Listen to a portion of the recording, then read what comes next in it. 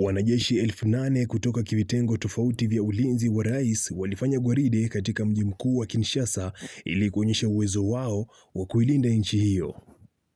Kamanda wao Meja Jenerali Kabi Ibrahim aliwahimiza kutokubali kupunguza motisha yao kwa sababu ya mashambulizi yanaendelea mashariki mwa nchi hiyo. Nchi hiyo kwa sasa ina changamoto ya usalama, huku kikundi cha waasi wa M23 kikifanya mashambulizi Kivu kaskazini na kusini na kufanikiwa kuyatimua majeshi ya DRC katika eneo hilo. Haya yanajiri siku kadhaa tu baada ya serikali ya Jamhuri ya Kidemokrasia ya Kongo na waasi wa M23 wanaoungwa mkono na Rwanda kurushiana lawama kwa mlipuko uliotokea katika miji unaodhibitiwa na waasi wa Bukavu.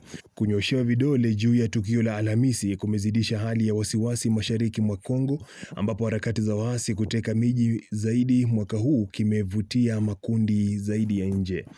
Jeshi la Kongo limesema wanajeshi wa Rwanda na waasi walirusha makombora na maguruneti kwenye umati wa watu uliokusanyika siku ya Alhamisi katika uwanja wa kati wa Bukavu.